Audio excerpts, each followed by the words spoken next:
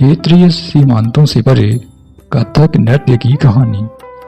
यदि शूरवीरता की परंपराएं भिन्न भिन्न क्षेत्रों में भिन्न भिन्न रूपों में मिल सकती हैं, तो नृत्य के विषय में भी यही सच है। आइए नृत्य के एक रूप कथक के इतिहास को देखें। यह नृत्य शैली उत्तर भारत के अनेक भागों से जुड़ी है।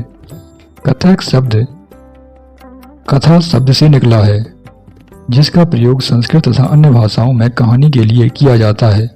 कथक मूल रूप से उत्तर भारत के मंदिरों में कथा यानी कहानी सुनाने वालों की एक जाति थी। ये कथाकार अपने हाव भाव तथा संगीत से अपने कथावाचकों को अलंकृत किया करते थे। 15वीं तथा 16वीं शताब्दी में भक्ति आंदोलन के प्रसार के साथ कथक एक विशिष्ट नृत्य शैली का रूप धारण करने लगा।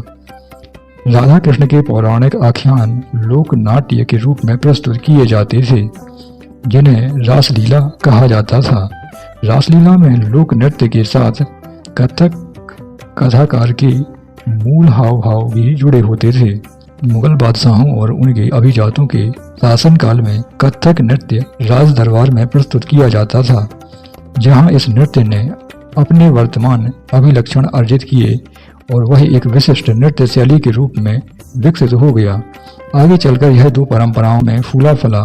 राजस्थान के राज दरबारों में और लखनऊ में अवध के अंतिम नवाब वाजिद अली शाह के संरक्षण में यह एक प्रमुख कला रूप में उभरा।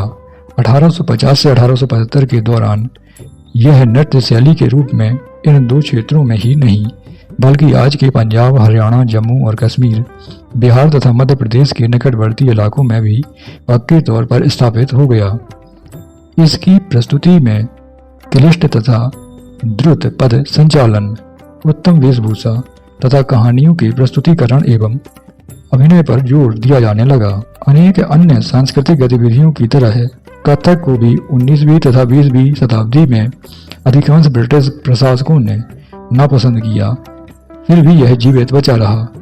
गणिकाओं द्वारा पेश किया जाता रहा। स्वतंत्रता की प्राप्ति के बाद तो देश में से 6 शास्त्रीय नृत्यों रूपों में मान्यता मिल गई।